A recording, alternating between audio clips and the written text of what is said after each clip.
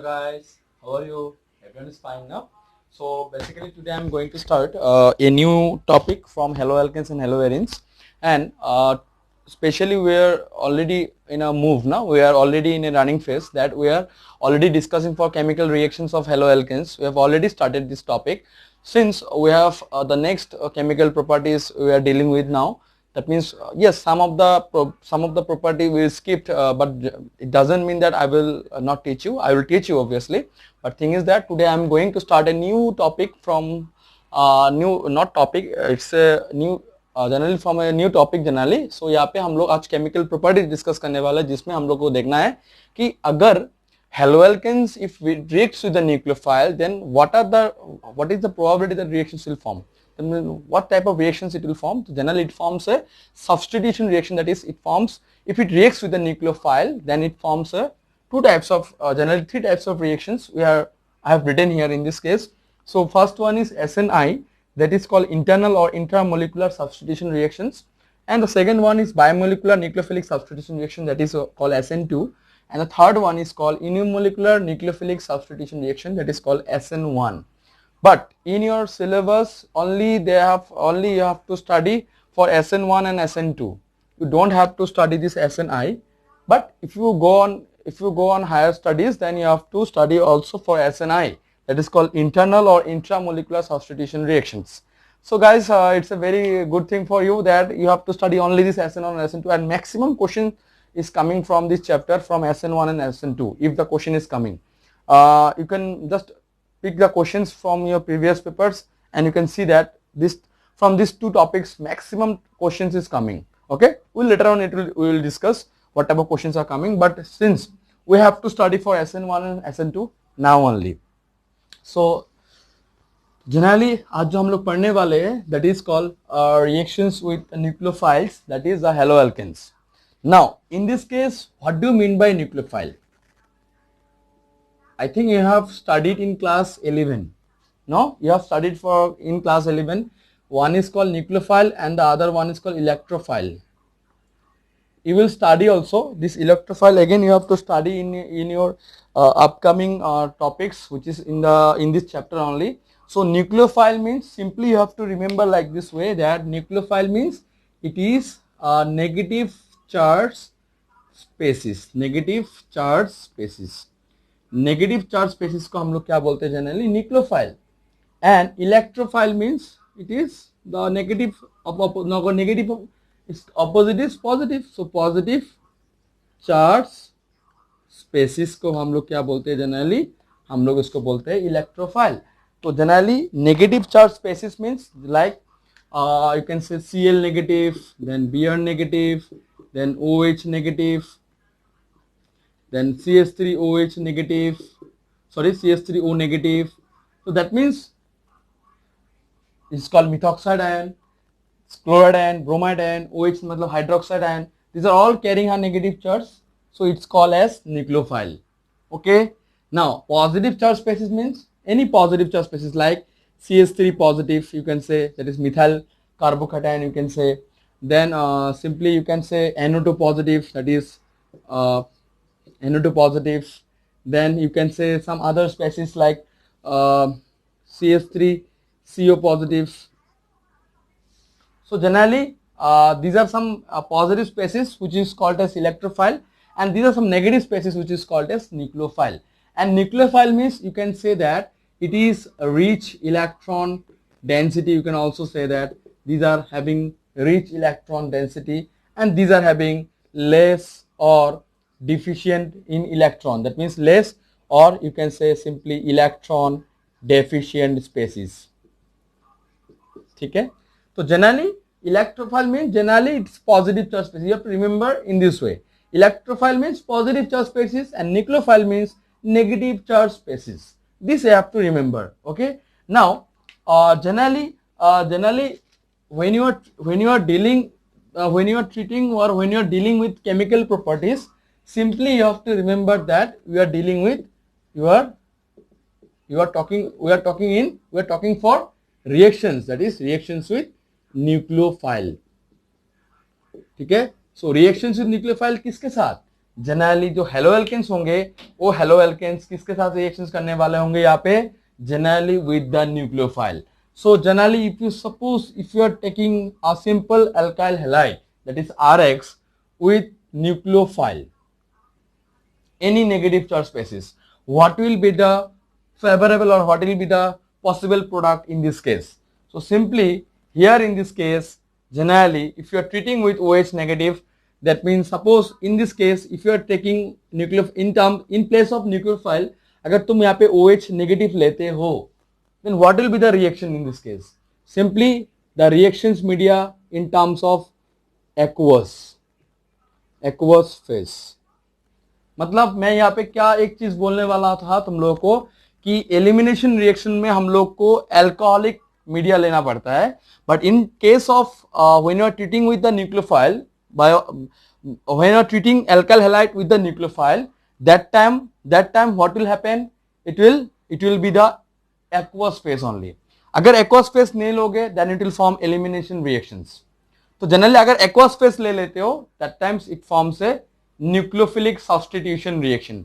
तो यहाँ पे जो reactions होने वाले हैं, यहाँ पे जनरली nucleophile इस halogen atom को क्या करेंगे, it will be substituted by halogen atom by OH negative.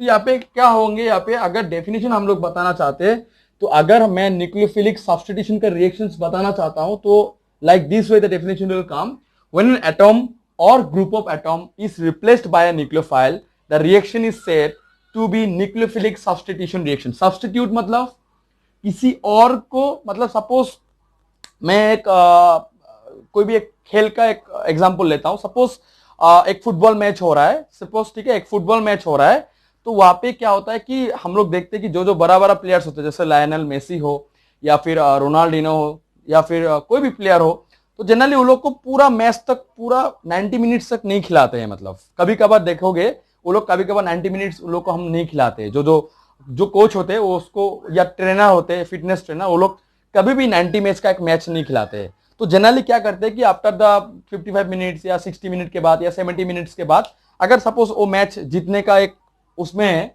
तो ज्यादातर क्या कर देते हैं वो लोग बैठा देते हैं जो बड़ा बड़ा प्लेयर था ज्यादातर, तो उस बैठा के जनरली किसी और को रिप्लेस कर देते हैं. मतलब वो भी अच्छे प्लेयर होते हैं बट बड़ा बड़ा प्लेयर को हम लोग एकदम फुल मैच तक खेलने नहीं देते.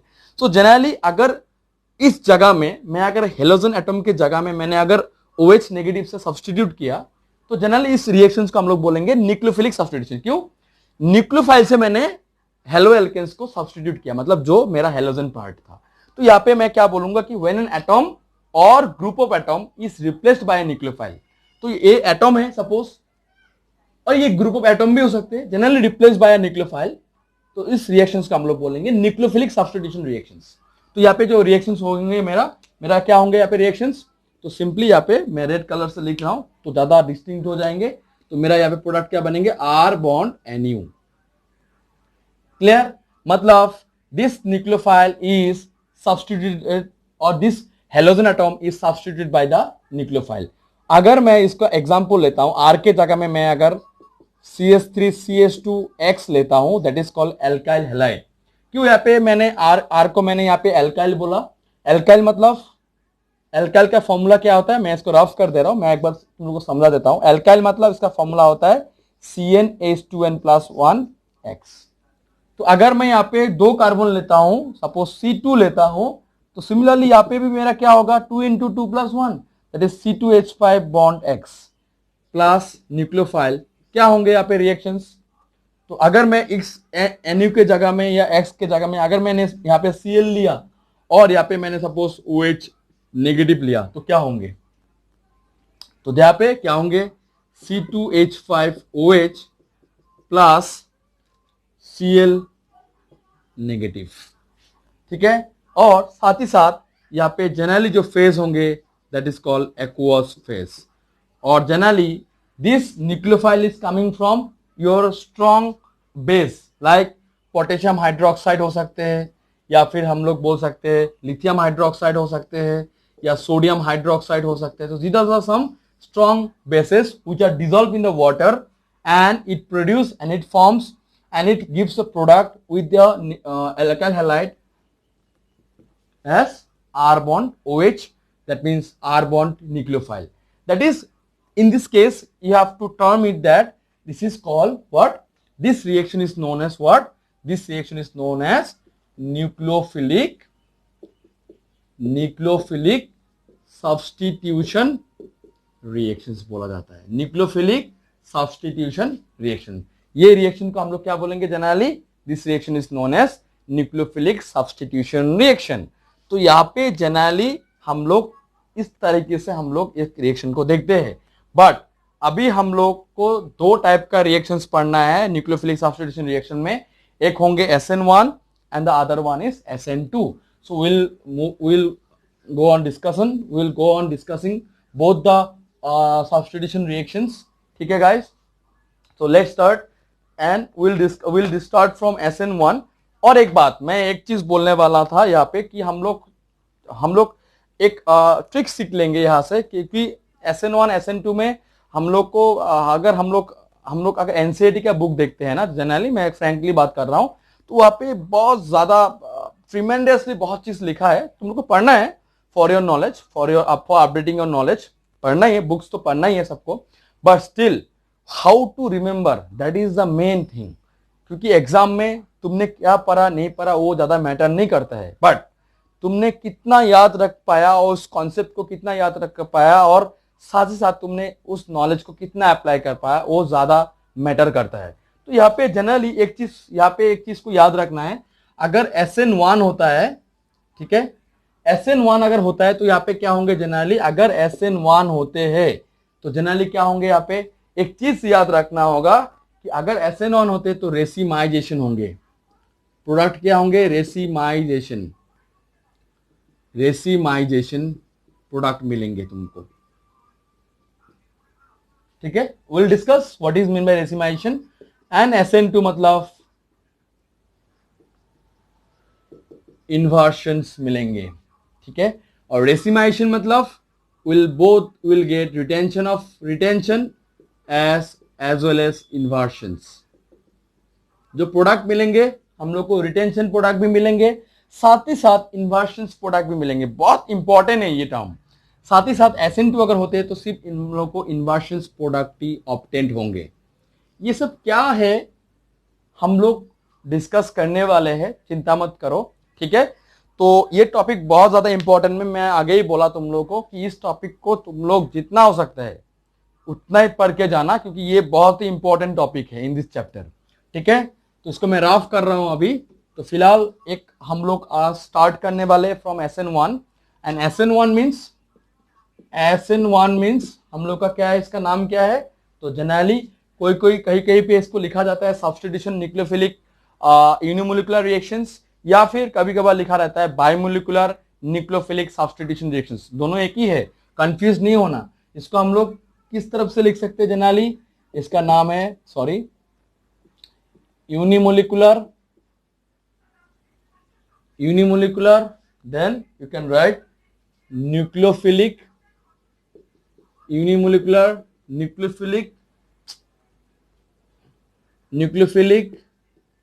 सब्स्टिट्यूशन रिएक्शन, और कभी कभार इसको लिखा जाता है substitution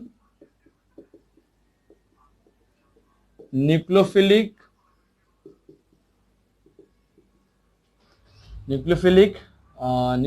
unimolecular reaction. Substitution nucleophilic unimolecular reactions, this is called SN1.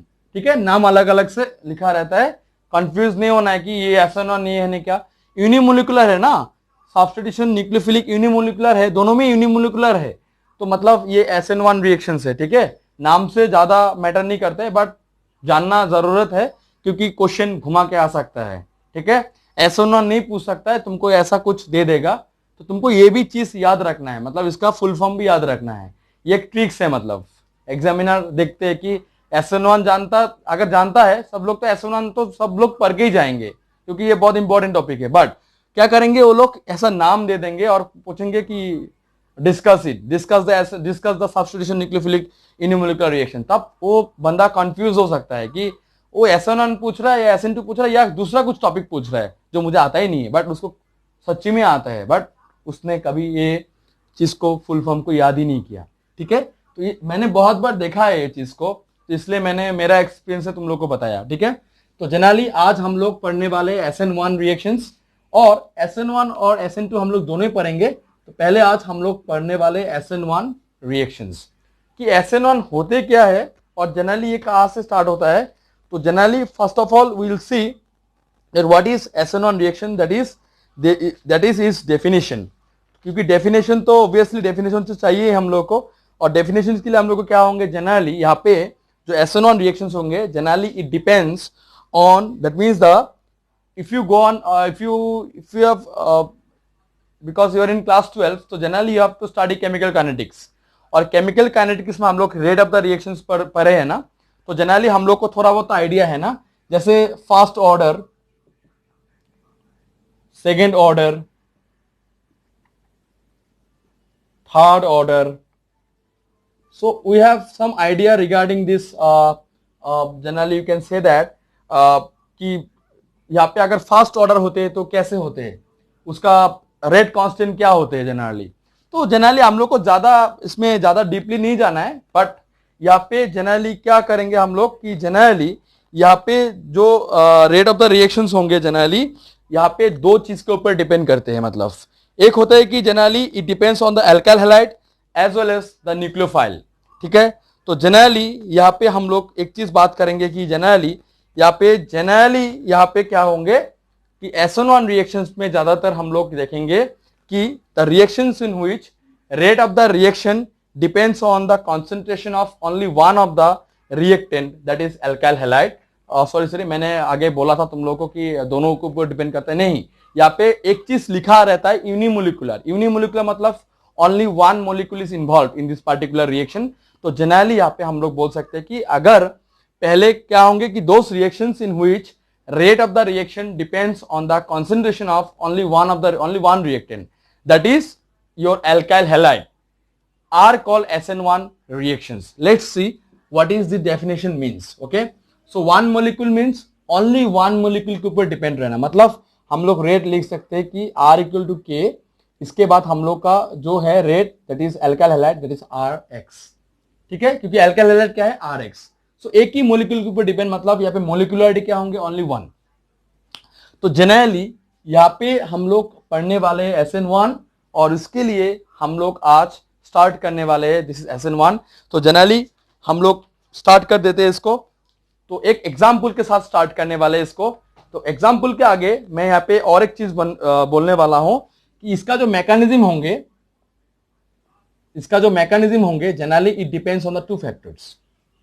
इसका जो SN1 का जो मैकेनिज्म होंगे it depends on the two factors, और you can say that it proceeds via two steps. So first one is that it generally in the first step, मैं लिख के दे रहा हूं यहाँ पे, first step is the slow ionization. First step is the slow ionization to form carbocation.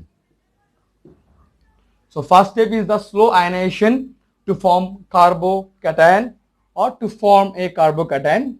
इसके बाद सेकेंड स्टेप में क्या होंगे, पहले तो कार्बोकैटायन फॉर्म होंगे, इसके बाद सेकेंड स्टेप में क्या होंगे, सेकेंड स्टेप में जनरली सेकेंड स्टेप में एक फास्ट अटैक होंगे। सेकेंड स्टेप में एक फास्ट अटैक होंगे, किसके जरा फास्ट अटैक होंगे, तो generally fast attack on the carbocation, fast attack on the carbocation by whom? So generally by a nucleophile,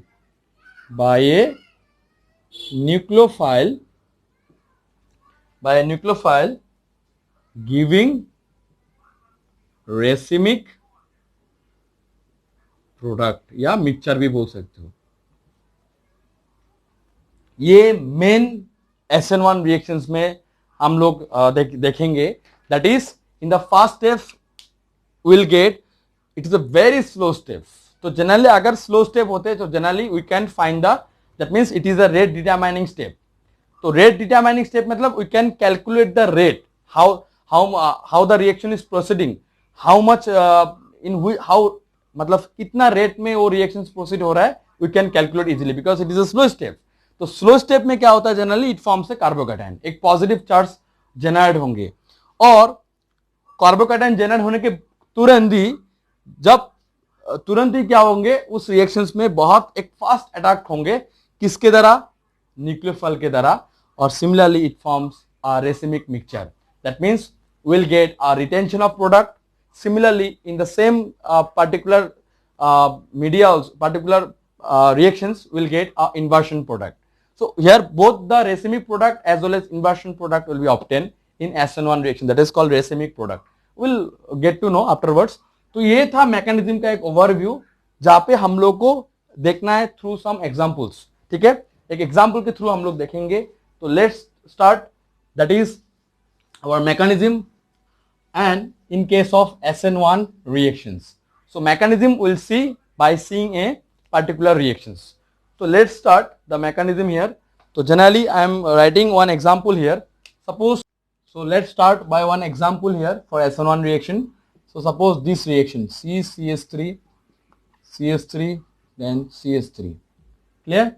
With this Cl group is there. Suppose its name is tertiary butyl chloride. ठीक है. So tertiary butyl chloride when is treated with some strong bases, suppose generally in this case here you are seeing the mechanism, we are seeing the mechanism here. So mechanism में क्या होंगे, generally in the first step this carbon and chlorine bond will be break down. Okay, तो ये जो step होंगे ये बहुत ही slow step होंगे, इतना फास्ट नहीं होंगे ये रिएक्शन, इसलिए इस स्टेप को हम लोग रेट डिटरमाइनिंग स्टेप भी बोल सकते हैं. तो जनरली यहाँ पे हम लोग ने देखा कि इस कंपाउंड में पहले एक स्लो स्टेप के द्वारा यहाँ पे कार्बन और क्लोरीन बॉन्ड टूटेंगे, that means it will be break down. So here we are obtaining what, we are obtaining one carbocation, that is C positive. So it is the first step. So generally we are obtaining what? We are obtaining 3-degree carbocation. That is, you can also call it as intermediate. You can call it as intermediate, or you can simply call transition effect, plus the byproduct will be Cl negative. Clear? So you are obtaining what? In a slow, it is a very slow step process.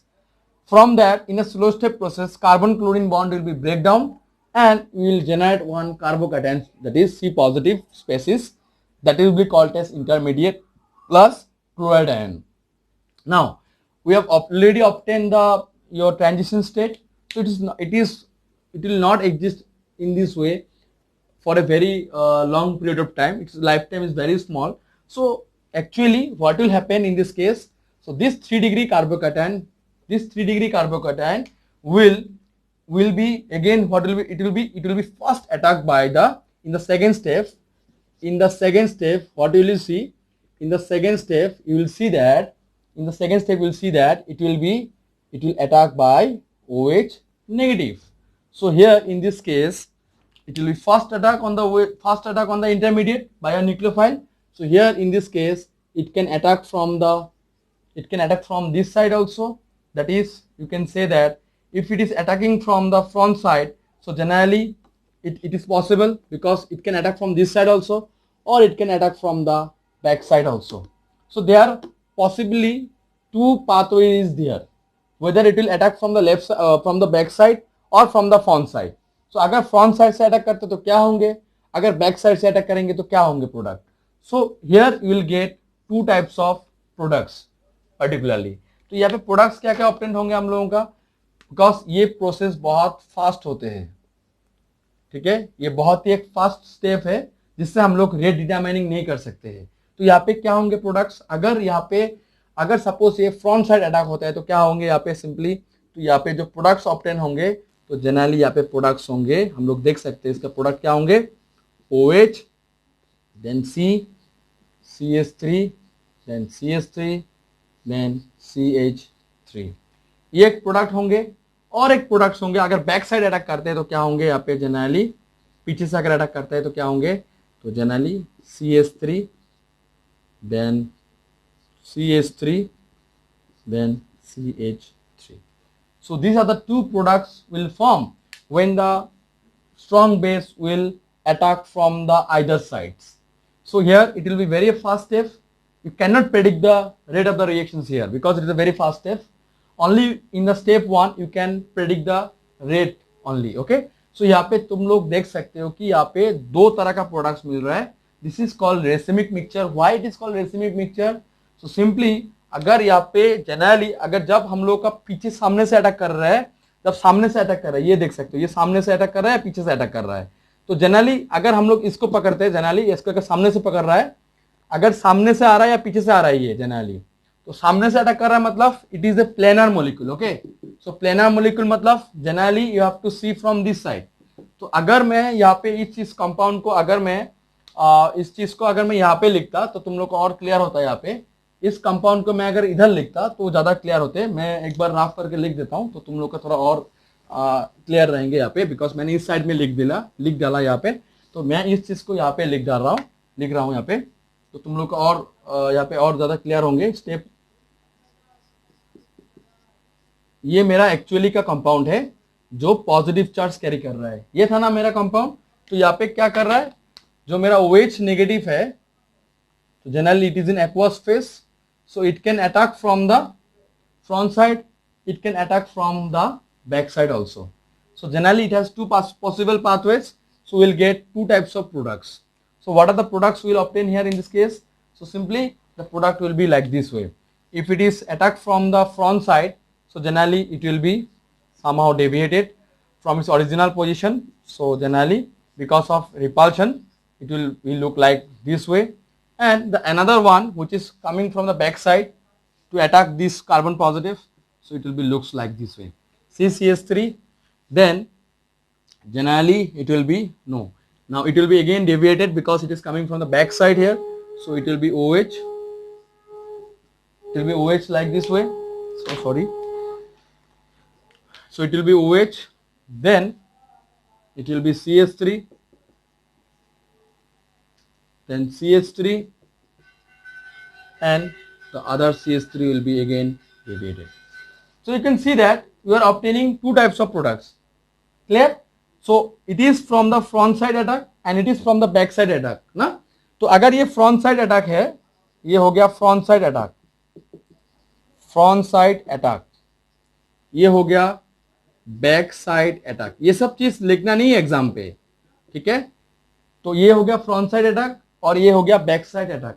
तो इससे क्या हम लोग बोल सकते हैं कि यहाँ पे अगर हम लोग फ्रंट साइड का अटैक देखते हैं, मतलब जो एकदम सामने से कर रहा है, तो यहाँ पे देख सकते हो कि ये जो कार्बन है ना, ये जो कार्बन है ये क्या हो रहा है, जनरली ये फिक्स्ड है, यहाँ पे चेंज नहीं हो रहा है. बट ये जो कार्बन है ना, ये यहाँ तक आ गया, मतलब due to when this incoming nucleophile approaches this carbon positive due to the repulsions, because it is a bulkier group. CH3 is a bulkier group like this way, it's a very bulkier group, CH3. So यहाँ पे due to the repulsion between the two molecules, it deviates from its normal position and it comes in this position. See, this CH3 is coming from this carbon, so you can see that this bond is not changed here, it is fixed. So it is called retention of configuration. So it is called retention of configuration. But in this case, you see that when it is attacking from the back side, you see that all of the bond has been changed their original positions. All have been generally changed there. That means it forms an umbrella shape like structure. No, it generally totally changed. So generally all the bond has been changed. So it is called inversions. Inversion of configuration, जिसको हम लोग बोलते हैं umbrella shape, inversion of configuration. तो अगर back side से attack करता है तो इन्वर्शंस, अगर फ्रंट साइड से अटैक करेंगे तो रिटेंशंस. तो ये तो क्वेश्चन इतना पूछेंगे नहीं, इतना आते नहीं, बट यहाँ पे जनरली SN1 रिएक्शंस में will get racemic mixture, that is both the retention of configuration as well as inversion of configuration product will be obtain equally, that is 50% 50%. So that is called, it is called racemic mixture. मतलब 50% ये product, ये रहा 50%, मतलब ये 50% product और ये भी 50% product, ठीक है। तो जनरली यहाँ पे हम लोग SN1 में इस चीज का ये रिएक्शंस हम लोग देखने को मिलेंगे। बट यहाँ पे बहुत कुछ जानने को है हम लोग का SN1 रिएक्शंस में। जैसे एक चीज है कि यहाँ पे अगर जैसे यहाँ पे हम लोग का फर्स्ट स्टेप में क्या जनरेट होता है, हम लोग ने देखा एक कार्बोकैटायन जनरेट होता है। क्या जनरेट होता है जनरली? कार्बोकैटायन जनरेट होते हैं। और कार्बोकैटायन जनरेट होता है मतलब हम लोग देखा कि एक C पॉजिटिव जनरेट होते हैं। और हम लोग छोटे क्लास से पढ़ के मतलब हम लोग क्लास 11 में पढ़ा कि जनरली जो 3 डिग्री कार्बोकैटायन है is much more stable then 2 degree and 2 degree is much more stable than 1 degree, and only CH3 group, that is CH3 plus, that is called methyl carbocation, is somehow less stable in comparison to the other carbocation. Why it is so? We all know that this C positive, that is carbocation, is अगर कोई भी spaces अगर positive charge है तो उसके लिए उसको क्या चाहिए? It needs an electron to remove, to diminish the positive charge, we need electron, this carbon needs electron. तो सपोज अगर यहाँ पे दिस कार्बोकैटायन, सपोज अगर इस कार्बोकैटायन के साथ अगर कोई भी ऐसा ग्रुप रहता है जो इलेक्ट्रॉन पुश करता है या फिर इलेक्ट्रॉन डेंसिटी देते हैं, जैसे CH3 जिसको हम लोग बोलते हैं 3 डिग्री कार्बोकैटायन होते हैं ना, जो मैंने यहाँ पे मैंने SN1 रिएक्शन में जो मैंने मैकेनिज्म में जो एग्जांपल लिया था टर्शियरी ब्यूटाइल क्लोराइड, उसमें 3 डिग्री कार्बोकैटायन जनरेट हो रहे थे। तो 3 डिग्री कार्बोकैटायन में क्या जनरेट होता है जनरली? एक जिसमें तीनों CH3 ग्रुप रहते हैं, किसके साथ? दिस C पॉजिटिव के साथ, मतलब जिसको बोलते हैं हम लोग कार्बोनियम या कार्बोकैटायन। तो this CH3 groups will push the electron density towards this carbon positive. More number of CH3 group with this carbon positive, the less, the more will be diminished in your positive charge. So from that it confirms that more the number of CH3 groups, the more the stable the carbocation is, because the positive charge will be somehow diminished. That is, it is much more stable than other carbocations. तो हम लोग बोल सकते हैं कि 3 degree is greater than 2 degree, greater than 1 degree, greater than CH3 positive. तो ये था, इसलिए मैंने SN1 में रिएक्शन में हम लोग ने क्या लिया था? कार्बोकैटायन। बट यहाँ पे एक टर्म बहुत क्वेश्चन पूछते हैं कि सर यहाँ पे अगर बाल्कियर ग्रुप्स है, एक चीज है यहाँ पे तुम लोग ने देखा मैंने मैकेनिज्म में ड्रॉ किया था कि मैंने यहाँ पे ऐसा एक ड्रॉ किया था CH3 ये था ना, एक प्लेनर कार्बोकैटायन है ना, ट्रायगोनल प्लेनर जैसा स्ट्रक्चर है। तो यहाँ पे एक पॉजिटिव चार्ज है। तो यहाँ पे कि कोई भी मुझे पूछ सकता है कि सर यहाँ पे अगर इस साइड से अटैक कर रहा है, मतलब फ्रॉम द फ्रंट साइड और फ्रॉम द बैक साइड, तो ये ग्रुप तो बहुत बड़ा बड़ा है सर, यहाँ पे तो बहुत बड़ा बड़ा ग्रुप्स है, इसमें भी इतना बड़ा बड़ा ग्रुप्स है। सिमिलरली यहाँ पे भी देखोगे तो यहाँ पे भी इतना सारा बड़ा एक ग्रुप है। So all are bulkier groups, and how it is possible that they can attack from the both sides? ये क्वेश्चन आते हैं कि इंस्टेड ऑफ 3 अल्काइल ग्रुप्स, मतलब हम लोग जानते हैं कि अगर SN1 रिएक्शंस प्रोसीड करेंगे then it should have a 3 degree alkyl chloride, because in a first step it forms a carbocation, and generally it forms a 3 degree carbocation because 3 degree carbocation is much more stable. But instead of carbocation, you have to see again also that if the nucleophile is approaching towards this carbocation, so that means these bulkier groups will somehow repel this group, or it is very much impossible for this incoming nucleophile to approach to this carbon positive to attack or to make a bond. Now the question is that whether this case is very predominant or the carbon positive is much more predominant in this case of reaction. तो generally यहाँ पे देखा गया कि जो 3 degree carbocation है, इसकी वजह से क्या होता है कि ये रिएक्शन बहुत ही फास्ट होते हैं। तो वहां पे ज्यादा ये लोग ज्यादा वो नहीं कर पाते, मतलब ये लोग ज्यादा हिंड्रेंस प्रोवाइड नहीं कर पाते टुवर्ड्स द इनकमिंग न्यूक्लियोफाइल। अगर ये लोग अगर अटैक कर रहा है towards from the front side और फ्रॉम द बैक साइड, तो यहाँ पे हम लोग ने देखा कि due to the 3 degree carbocation which is much more stable than the other carbocation, that's why it forms a very easily और very what to say, very favorable product, you can say, that is called racemic mixture you are getting. तो अगर ऐसा होता तो यहाँ पे generally कुछ ऐसा बात आते, बट यहाँ पे due to the 3 degree carbocation ये लोग ज्यादा स्टेबल है। Now why it is so, यहाँ पे जनरली हम लोग ने देखा कि क्यों इसको हम लोग न्यूक्लियोफिलिक या फिर यूनिमोलिकुलर न्यूक्लियोफिलिक सब्स्टिट्यूशन रिएक्शन बोलते हैं। बिकॉज अगर पहले क्या होता है कि जनरली आर जो एक्स होते हैं, आर एक्स जो था, मतलब पहले ये आर एक्स मतलब पहले ये आर एक्स का बॉन्ड टूटता है, इसके बाद यहां से आर पॉजिटिव जनरेट होता है जिसको हम लोग बोलते हैं एल्काइल आयन या फिर एल्काइल कार्बोकैटायन। तो ये जो चीज देख रहे हो ना, ये भी एक एल्काइल कार्बोकैटायन है, बिकॉज यहाँ पे एक कार्बोकैटायन, यहाँ पे एक पॉजिटिव चार्ज जनरेट हो रहा है। तो यहाँ पे सिंपल सी बात है कि क्यों इसको यहाँ पे हम लोग यूनिमोलिकुलर न्यूक्लियोफिलिक सब्स्टिट्यूशन रिएक्शन बोलेंगे, because generally since the nucleophile, जो हम लोग का न्यूक्लियोफाइल होंगे, ये nucleophile generally is not involve in the rate determining step. जहां पे तुम लोग रेट डिटरमाइन कर सकते हो उस स्टेप को हम लोग क्या बोलेंगे generally, it is the only way. अगर सिर्फ एक ही स्टेप को अगर हम लोग कोई भी एक रिएक्शन से अगर रेट डिटरमाइन कर सकते हैं तो जनरली वहां पे हम लोग बोलेंगे कि वही मेरा क्या है, मतलब जनरली एक रिएक्शंस पे सिर्फ एल्काइल हैलाइड ही रेस्पॉन्सिबल है इन SN1। अगर एल्काइल हैलाइड रेस्पॉन्सिबल मतलब एल्काइल हैलाइड उसमें बॉन्ड टूटेंगे, इसके बाद आर पॉजिटिव जनरेट होंगे, इसके बाद ही न्यूक्लियोफाइल आएंगे, बहुत ही फास्ट स्टेप में आएंगे, बहुत ही फास्ट अटैक होंगे, तो उससे रेट डिटरमाइन तो नहीं निकाल सकते। So it depends only on the alkyl halide. मतलब यहाँ पे हम लोग एक चीज बोल सकते हैं कि since the nucleophile is not involve in the rate determining step, तो यहाँ पे हम लोग क्या बोल सकते हैं कि the reaction depends only upon the concentration of alkyl halide. So जेहेतु न्यूक्लियोफाइल रेट डिटरमाइनिंग स्टेप में नहीं आते, it's not involve in the rate determining step, so basically here you can say that the reaction depends only upon the concentration of only on the alkyl halide or depends upon the concentration of alkyl halide, that is called Rx। तो यहाँ पे rate क्या होंगे, R equal to के Rx।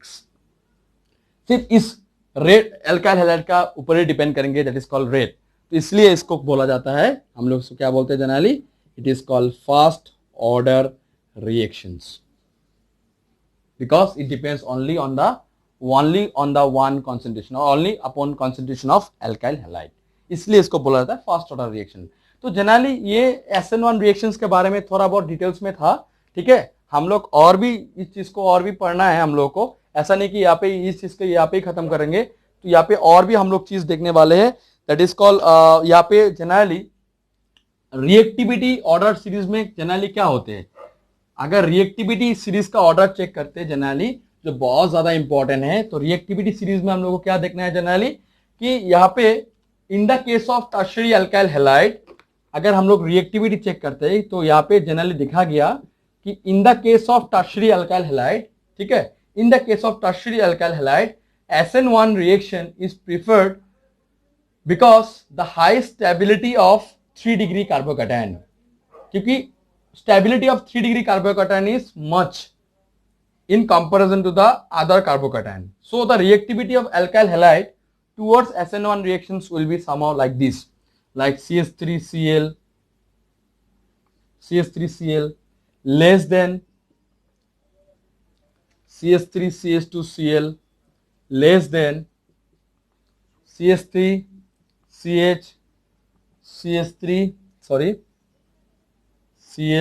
CH3 less than, that is tertiary CH3Cl CH3 ये होता है reactivity order, ठीक है। तो देख सकते हो यहाँ पे ये हो गया मिथाइल क्लोराइड। तो यहाँ पे अगर रेट डिटरमाइनिंग स्टेप निकालते हो, सो जनरली यहाँ पे क्या जनरेट होंगे CH3 पॉजिटिव, यहाँ पे क्या जनरेट होंगे CH2 positive, and this is directly attached by one carbon, so it is a 1 degree carbocation, you can say here no such group is there after this। आप यहाँ पे अगर ये CH3Cl अगर बॉन्ड टूट जाते हैं, that means it forms a carbon positive, that is called carbocation, so there is no such groups to minimize the positive charge, so it is very unstable। Similarly it is 1 degree carbocation, it is somehow more in comparison to this, मतलब इन terms of stability. यहाँ पे क्या देखेंगे हम लोग कि यहाँ पे दो ये जो कार्बन है, इससे अगर कार्बन क्लोरीन अगर बॉन्ड टूट जाते हैं तो that means it forms a carbon positive, and this carbon positive is directly attached by 2 carbon, so it is known as 2 degree carbocation. Okay, similarly in this case it forms 3 degree carbocation. तो हम लोग ने देखा ना, जितना भी bulkier groups हो उसमें कोई फर्क नहीं पड़ेंगे इन case of SN1, but in terms of stability order of carbocation, it forms a product that is called racemic product. So that in terms of reactivity, we have to see that in case of, if you are going from this to this, that is 1 number, 2, 2, 3 and 4, 1 to 4 number compound, you are seeing that the stability, that is the carbocation stability, that is the, you are getting a 1 degree, that is primary, secondary, tertiary. So tertiary carbocation will be your tertiary alkyl halide will give you the SN1 reactions in a very short period of time because of its 3 degree carbocation. And we know that 3 degree carbocation is much more stable because it have 3 plus I effect group. Plus I effect group means, it generally push the electron density, or generally it enrich the electron, that is carbon positive, because after breaking of carbon chlorine bond, it will be C positive, and this will obviously, it will minimize the electron, that is carbon positive to some extent. यहाँ पे भी, और due to the hyperconjugation effect also it can form, that means inductive effect means Plaza effect, and Plaza effect means generally due to the hyperconjugation effect, or you can simply call no bond resonance. Also its another name is Nathan and Becker effect. So due to hyperconjugation effect, you have already studied in class 11, due to hyperconjugation effect, it has 9 number of hydrogen, so it will be dispersed, the positive charge will be dispersed more and more, so ultimately it will form, this carbon positive will be somehow more stabilized or more diminished, or more the positive charge will be somehow very less in comparison to the other carbocations. So that is the case. So in this case, the reactivity order will goes on increasing in case of, if you move on from primary alkyl halide to tertiary alkyl halide in terms of SN1 reaction. ये था SN1 reactions के बारे में थोड़ा बहुत details. और generally अगर कभी कभी क्या पूछ देते हैं कि रेट क्या होंगे इसका, तो ये तो था रिएक्टिविटी ऑर्डर. अगर रेट पूछ देते तो क्या क्या तुम लोग का आंसर होगा? रेट. तो रेट तुम लोग ने केमिकल काइनेटिक्स में तुम लोग ने पढ़ा, अगर नहीं पढ़ा तो कोई बात नहीं, हम लोग बाद में डिस्कस करेंगे. So rate of the reactions क्या होंगे in terms of SN1 reaction. So SN1 reaction का रेट क्या होंगे? मैंने कुछ देर आगे बोला कि depends upon the substrate. Substrate मतलब that is called alkyl halide. So that means implies R equal to K. Substrate means you have to simply write that is alkyl halide, that is we have taken tertiary butyl chloride, that is CH3CCl. So that depends upon only the substrate because it is a rate determining step, because it is a slow step, और slow step होने से हम लोग rate निकाल सकते हैं. So this is the case, that is the rate of the reactions we have studied. Then also we have studied the relative reactivity,